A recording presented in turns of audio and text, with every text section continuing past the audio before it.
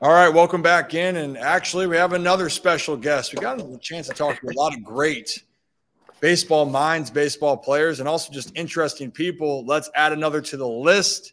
You probably have seen him play, whether it was the Philadelphia Phillies or the Washington Nationals, but he has a different journey here that has a connection back to Baltimore.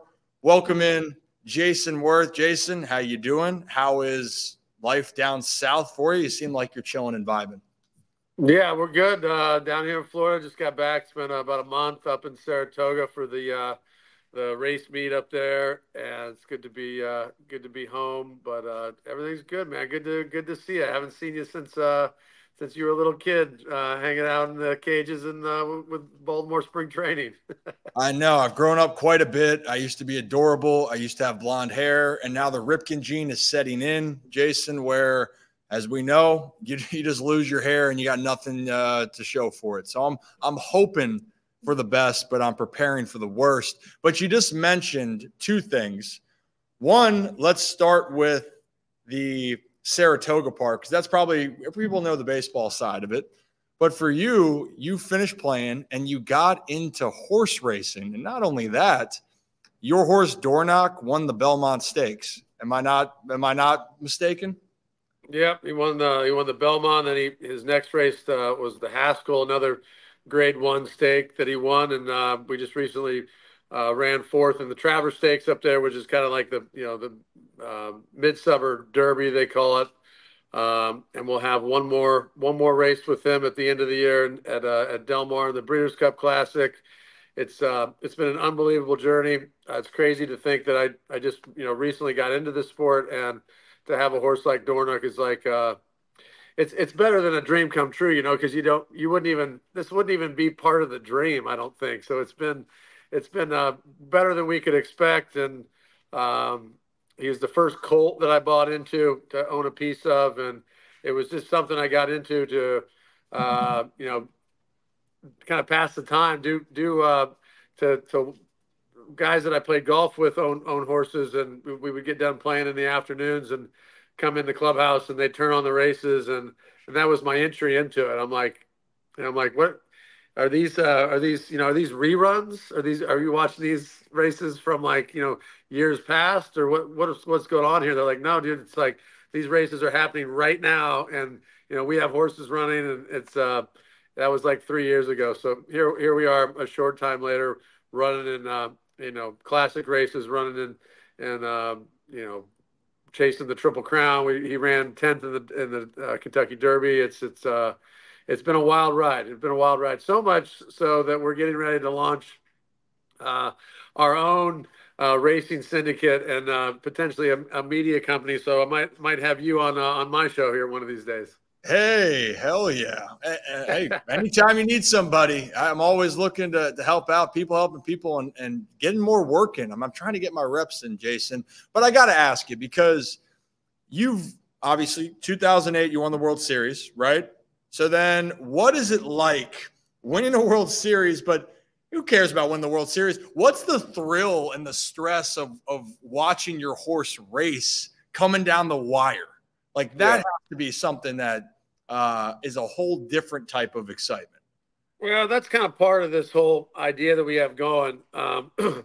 Once you're done playing, as you know, it's like the thrill of winning, the agony of defeat, like the emotions that go on while you're playing, uh, of all those like things that you go through during a game, and it kind of just gets kind of ripped out of you, right? It's like, how do I get back on the field? How do I experience all those crazy emotions, those good times, the jumping up and down the dugout, the going wild after a game winning hit, or the agony of getting your soul ripped out of your chest from the opposite happening, right? It's like it doesn't happen anymore. It doesn't. You don't get the chance to do those things that you once did as a kid, as a professional. Winning a World Series, all that stuff. Once you retire, it's kind of over. You can't beer league softball your way back into those emotions. And so when I got into horse racing, I wasn't expecting anything really. I was just like, oh, this is cool. And then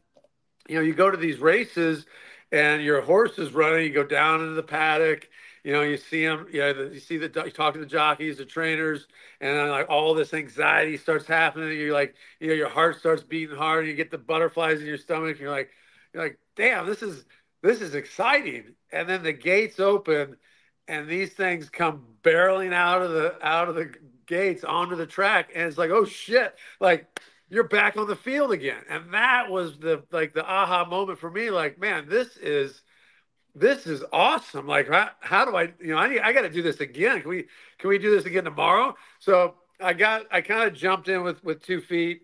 I got lucky on some good horses, and here we are. We're looking to build a brand, build a build a stable around this amazing sport that really, like, for guys like us that can't get back on the field and participate in a competition. Now you get a chance to do it all over again. And I don't have to run. I don't have to be in great shape. I just show up to the races and enjoy it with my friends and my family. And that's the other part of it.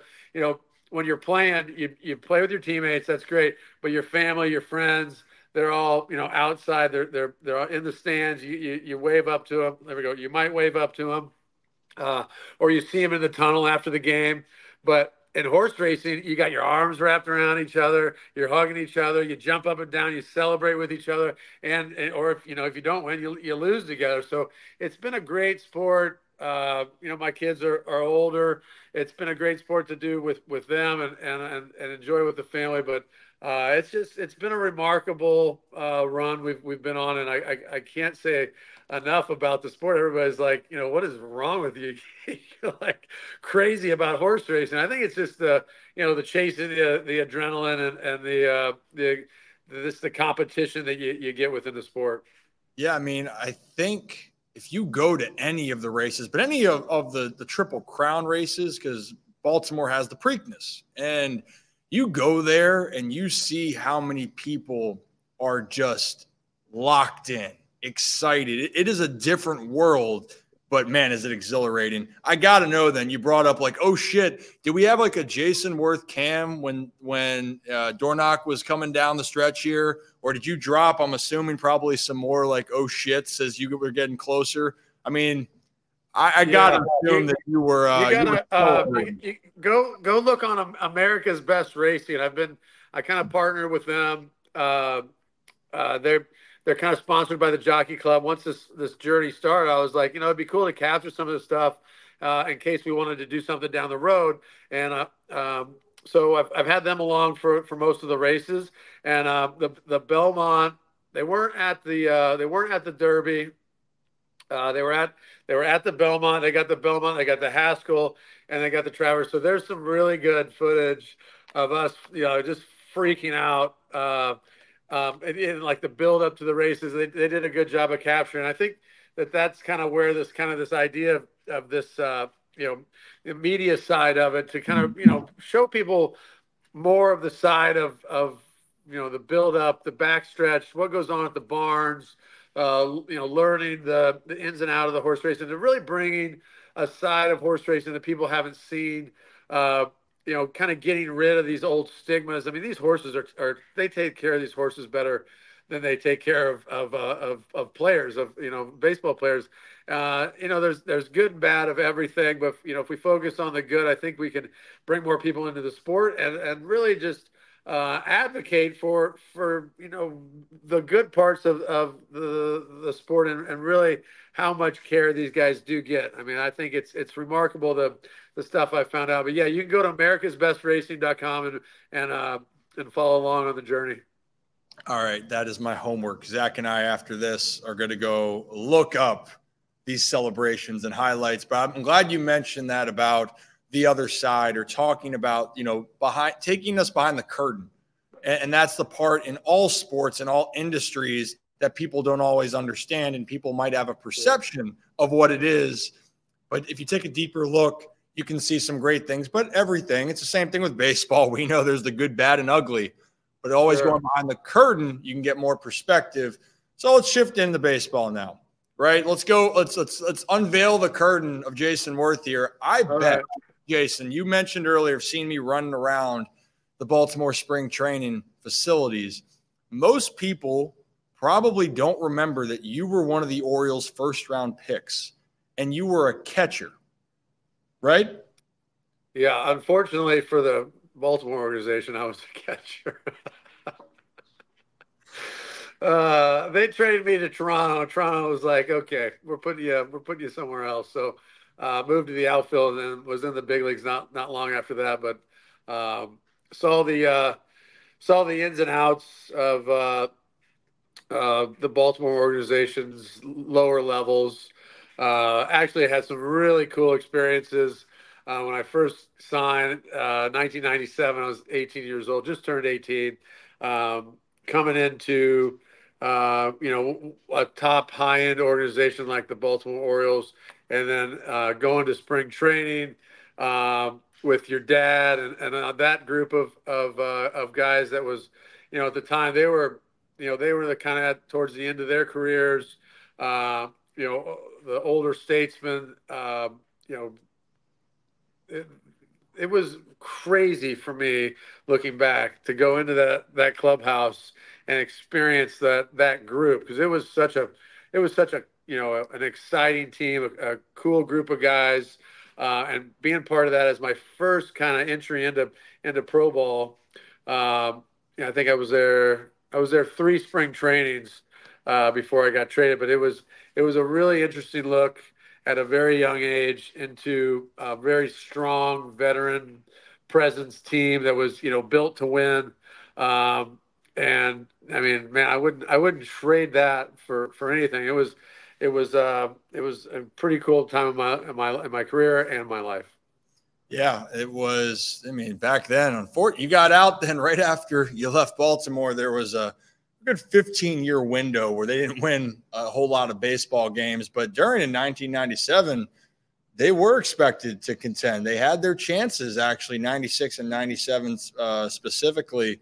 And, yeah, they had some characters in that locker room, but they also had some really good players.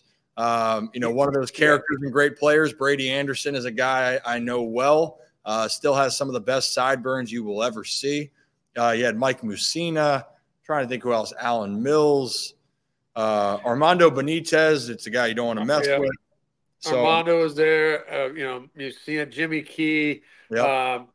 Charles Johnson, Rafael Palmeiro, Brady. Your dad was like my idol growing up. It was so cool to get to play alongside with him and just even at the spring training level. Mike Bordick, who has remained a close friend of mine ever since. I'm trying to think who else was on that. It was really cool to come in as an 18-year-old kid and be thrown into the middle of that team with such awesome veterans that I was such an idiot kid when I came in there, and I learned a lot from those guys, and that stayed with me throughout my career. And ultimately, I was able to play a long time and become one of those guys that I ultimately looked up to as a kid. It was I stopped playing when I was 39 years old, which was about the a little older than the average age of those teams, which was very Will Clark was the other one. He would give me shit every time I walk in the clubhouse every day. I still have his picture on the wall here at the house as a remembrance to how to really haze a rookie well. He did a good job of that. But BJ Suroff was another guy that gave me shit all the time. It was but I appreciated it and I learned from it. It was an amazing experience. Yeah, it keeps on going. And you mentioned Mike Bordick, by the way. Bordy and I do work together now. We do pregame radio here in Baltimore. We do some camps and clinics. And it's also a full circle moment for me because I was that little guy running around. But so many great guys. And I know that you definitely got a lot. You got hazed in a different way. I have some other stories as a little kid that maybe I learned a lot as a 7-year-old, 6-year-old kid in a clubhouse. Which I don't know if the normal 6 or 7-year-old was learning about the activities. It might not be the same type of clubhouse environment that it is now than it was then. But you mentioned about learning, or you were trying to figure things out, because obviously you have a decorated career. I think that people have this perception of, well, if you don't play 10 years, you're not very good. Or, you know, how hard it is to even be there for 3 years, 2 years, a year, get to the big leagues. What was one thing when you got traded then, or the things that you took away from you, what was the hardest thing for you to learn to eventually make that jump to being a stabilizing force in the big leagues? Yeah, I mean, I had my journey was pretty interesting. I went to Toronto. I was got called up September of '02. I was kind of the 26th man on the team in '03 on the shuttle back and forth. And then coming into 2004, I knew I was kind of on the bubble, odd man out, so I wasn't sure. I got traded to LA like on the last day of spring training. So it was either get traded or get sent down, or whatever that is, the process is, you put on waivers, or basically, yeah, you're pretty much screwed after that. So I got traded and I went to LA, and I had great success in 2004. I was I just didn't qualify for rookie of the year. I guess I was a little short on bats, but had that type of come out season. Hit a couple of home runs in the playoffs, and coming into 2005, I had I was the starting left fielder for Los Angeles Dodgers. In the first game of spring training, I got hit by a AJ Burnett 97-mile-an-hour fastball on my wrist. Ooh. And it derailed my career in a way that it was almost, unrecoverable. I tried coming back. I played hurt in '05, had surgery at the end of the year. Surgery didn't work. I came into '06. I was still banged up. My wrist wasn't right. I didn't play all of '06, and it wasn't until August of '06 I found Dr. Berger at the Mayo Clinic that was really doing the only guy in the world that was doing the surgery on my injury. And a ulno triquetral split tear that is almost, people still don't really, it's not a very well-known injury, well-known surgery. Did the surgery end of '06, and I signed with Dodgers, released me. I signed with the Phillies '07, barely made the team, still had some wrist injuries for the first part of the year. Finally got a chance to play on the deadline of August 1st, July 31st. Michael Bourne and Shane Victorino both go down on the trade deadline. I was on a rehab assignment. I was 1 for 16 on my rehab assignment. I haven't played in 3 years. They couldn't make a trade. They called me up August 1st. I think I got 1 hit the first night, and the next night I got 4 hits, and I didn't come off the field for like 10 years after that. So it was almost, I was this close to not having a career. But really, my biggest takeaway was, longevity is the key to this game. You're not a Hall of Famer unless you play for a long time. So the derailment of, '05, '06, almost '07, and then in '08, I didn't start playing every day until halfway through the season. So one injury cost me almost 4 years in my whole career. To answer your question, my takeaway was, to become a guy like, one of these guys in the Oriole clubhouse when I first came in there, to become one of those guys, you got to play for a long time, and to do that, you got to stay healthy. And I was this close to not, I always say I was this close from working at Sears and selling lawnmowers like Crash Davis or something, So it was close, but we got through it. We made the most of it. I got 1 shot, and I took advantage of it. I think that's the part right there, perseverance of this whole thing. And I think that people always look at it that it's always this fairy tale, right? Oh, things were easy for you. No, you had to have things go wrong, battle through it, and then hope if you got that chance, which you did, can you maximize on it? And certainly didn't. What the hell was the surgery called again? It's an ulno triquetral split tear. I don't know what what the real name for the Well, surgery that's is. fine. I was going to say, I don't even know I can't even pronounce what the hell you just said. But the point is, yeah, you it's went like this through part it. of your wrist right here that gets just, yeah. So like, obviously, you can't turn the barrel. It was almost impossible. Your bottom hand, I couldn't even open a door. Like I couldn't, it was like, I couldn't even twist the damn Oh, doorknob. But it was one of those things where right place, right time. I found Dr. Berger at the Mayo Clinic. The Dodgers team doctors had misdiagnosed it. Not no one else in the world was doing that surgery. If I don't find him, I never would have played again. So, not only did I find the right doctor and get the right stuff done, I was able to get a chance. I had one chance. Pat Gillick, who drafted me with the Orioles, was the GM with the Phillies at the time. And when he gave me that chance, I couldn't get a trade. He literally called me in the office and he told me, "This is your last chance in baseball. I'll guarantee you." So, I made the most of it, and I played through some injuries after that. I toughed through things because I know if you don't want to get Wally Pipp. So, I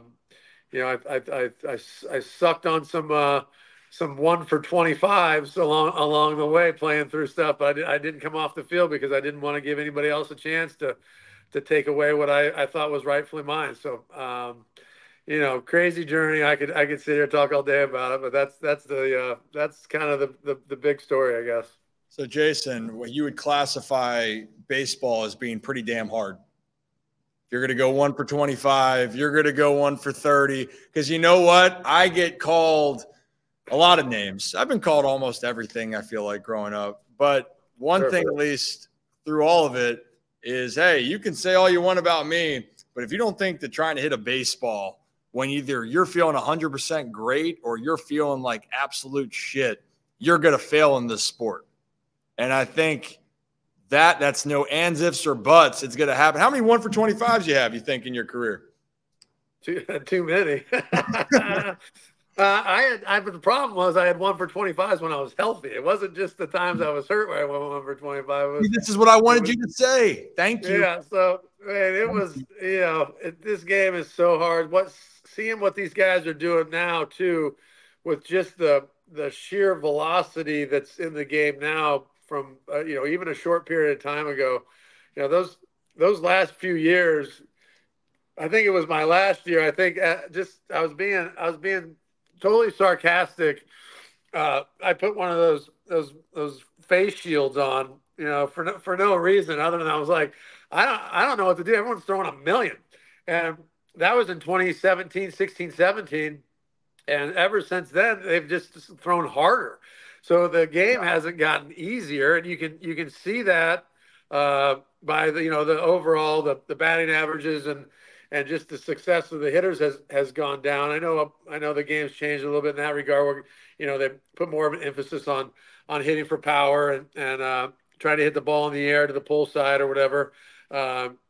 But at the same token, guys are throwing hard. So it doesn't make it easier to think that you're going to try to hit a home run instead of trying to get on base, which was kind of my goal. But now you got guys breaking the sound barrier with some of these pitches. It's the game is not easy for people to sit back in their lazy boys and talk shit on social media about anybody when they're not even, they didn't even get hits in high school. So I don't have time for that shit. But it's a tough game, and it has not gotten easier since I got out.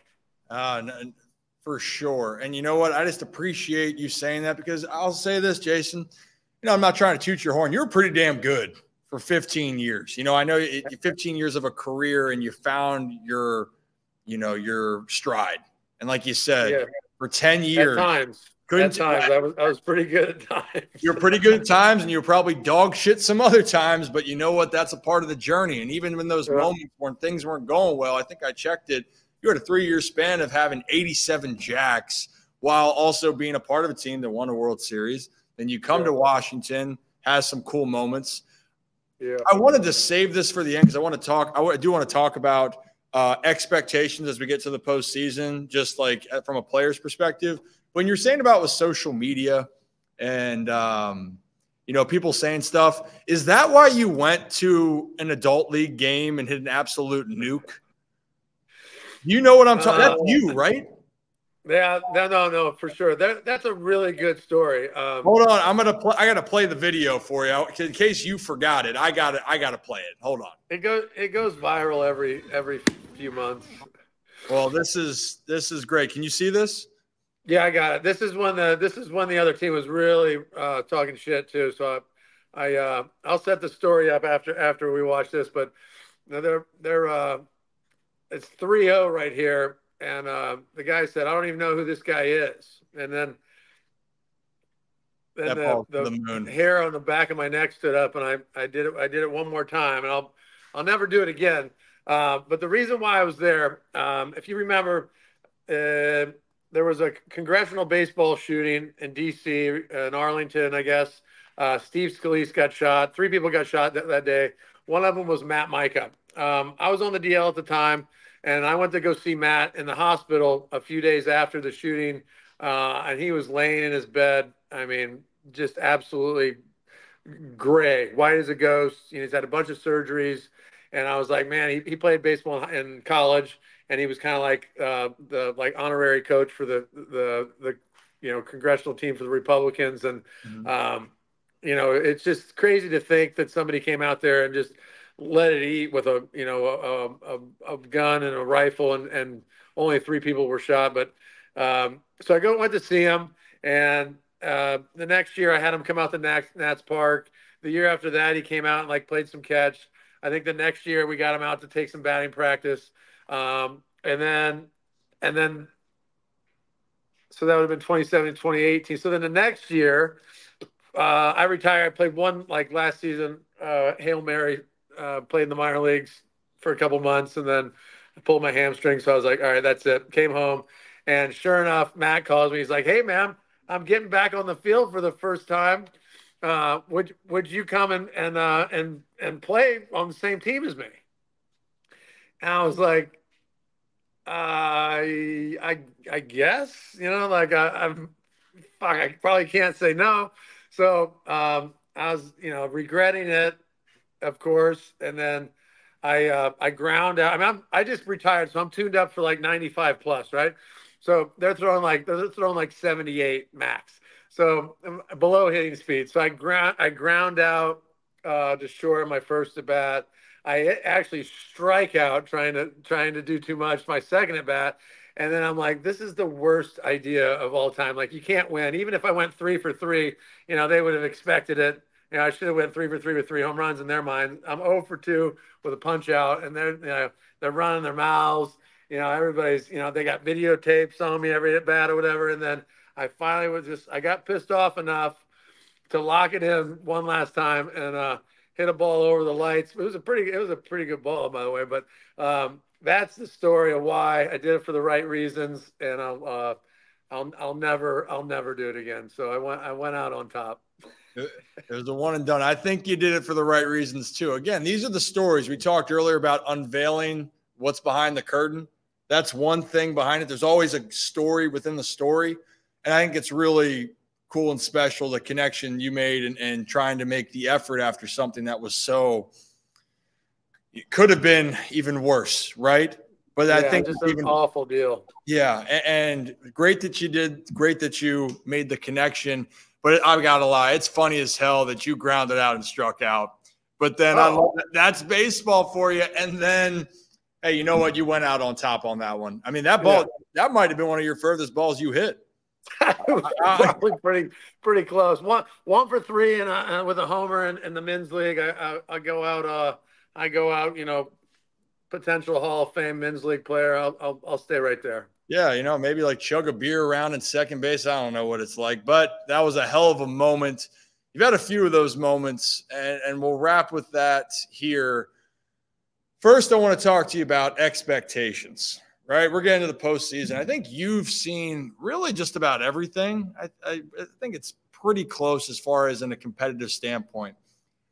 You got to experience the glory, World Series, right? And then 2009, you guys went back to the World Series and lost to the Yankees, right? Yeah. That legacy team with all those guys on. I mean, I felt like we were playing ghosts, but yeah, I won one, runner up in the other one. Went to I think I went to 10. I was on 10 playoff teams, in 15 years. So you know, I tell people I was on one bad team, so I was always competing. We were always in it. And I don't want to cut you off on expectations. What were you going to say? No, you're good. I was just going to say where the Phillies, you guys broke through and you had the moment. That was great. Then for Washington, and the reason why I remember this, because I remember people got a little bit tight in the organization because of the sensation of the Nats winning a playoff series, right? That was the thing of getting over that hurdle. And the reason why I bring that up is now Baltimore is moving into this time frame where they were really good last year and then got swept out of the playoffs. And now everyone is a little bit on edge. Can you talk about what that is like when you were in Washington and trying to grind through, and like it's on the organization's mind? I mean, how many times you go to the playoffs with Washington? Yeah, four out of 7, I guess. 4 out of 7. And I remember when I got into the organization, it was win the World Series, and then deep down it was we gotta win one series. Yeah. And there was some heartbreak that you had. How do you deal with those expectations? Yeah, I mean those were tough series to lose. I will say, looking back, we had great teams, and when I went to Washington, they're coming off 200 loss seasons. The franchise was a mess. The Learners had just taken it over from Major League Baseball. They coming into it with not a great farm system. They did have some good drafts with the Bryce Harpers, the Steven Strasburg, Tony Rendones.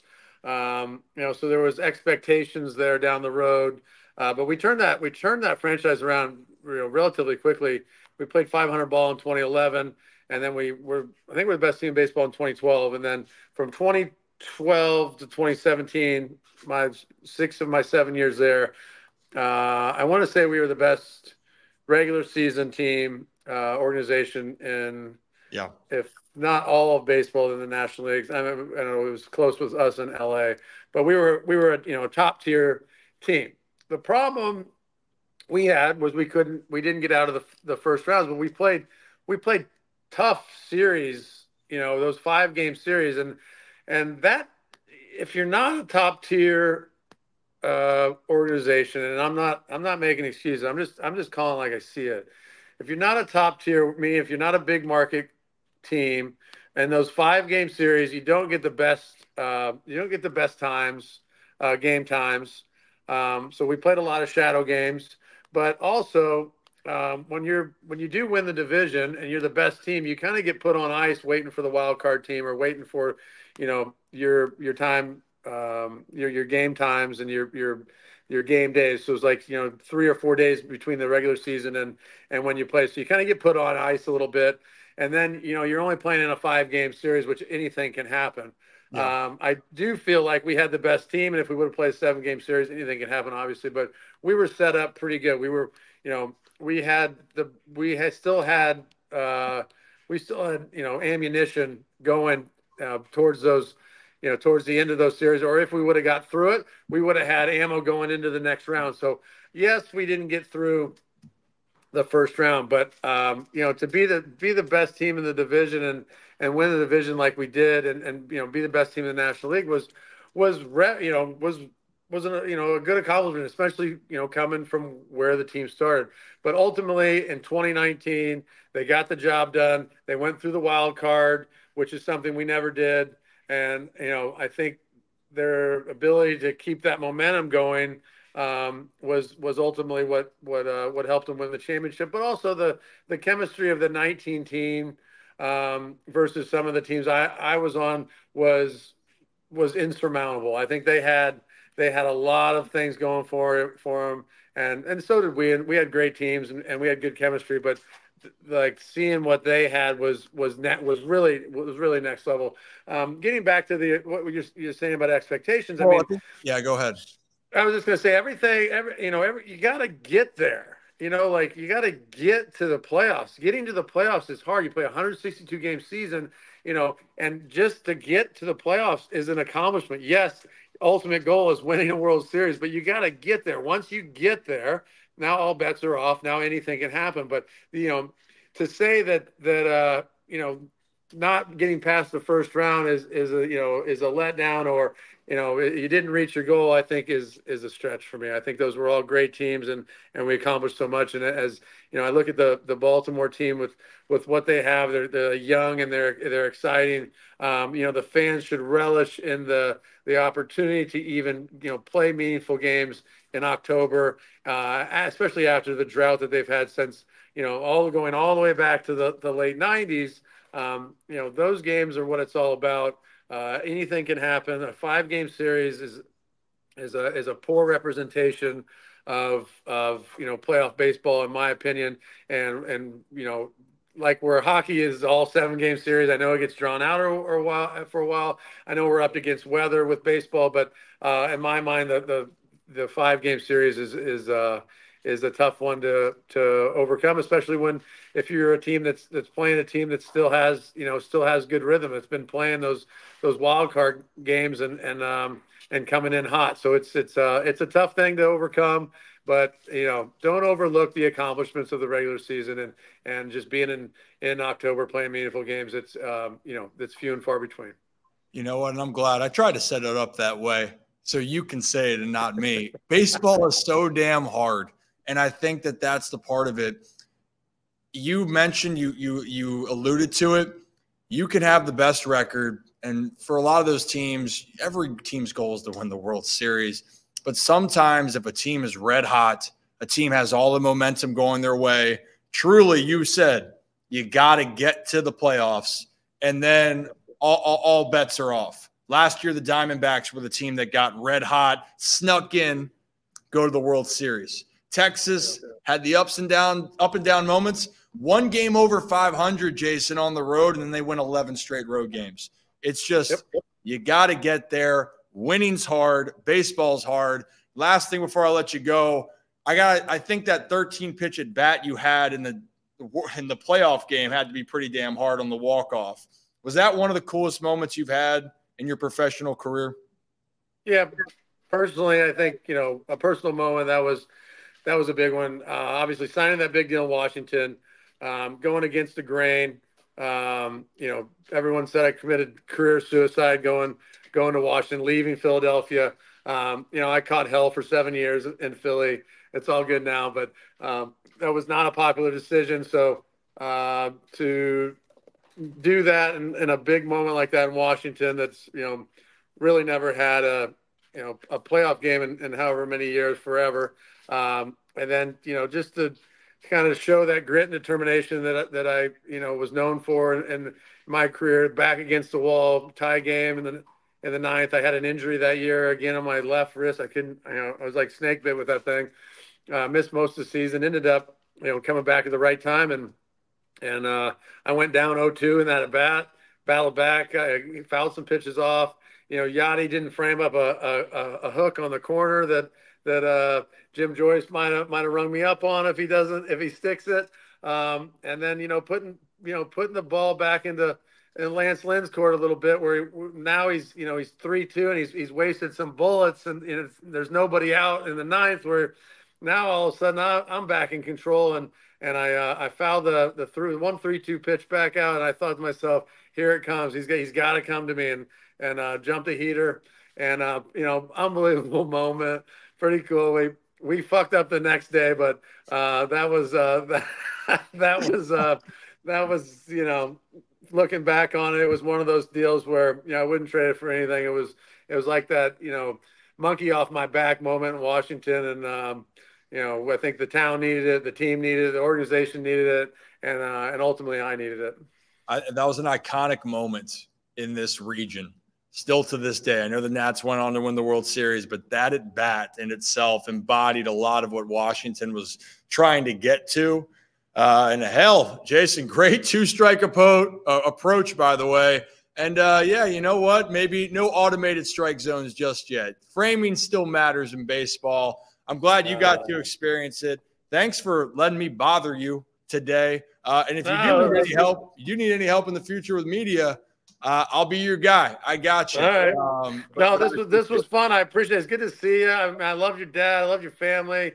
You guys always treat me good. I'm happy to help. You did mention that moment as being iconic. I see the sport of horse racing as being iconic. These horses are iconic. The people around it are iconic. The jockeys are iconic. And that's what I named my racing syndicate, Icon Racing. You can check me out at iconracing.com. We're putting something together. So I got a little plug in there. Way to tee that up. I appreciate that. Well, anytime, man, anytime. You call me, I'll be there. I appreciate it. And next time you can say Icon Racing whenever you want. I was expecting that earlier, but everyone will check it out. Jayson, appreciate you, and we'll talk soon.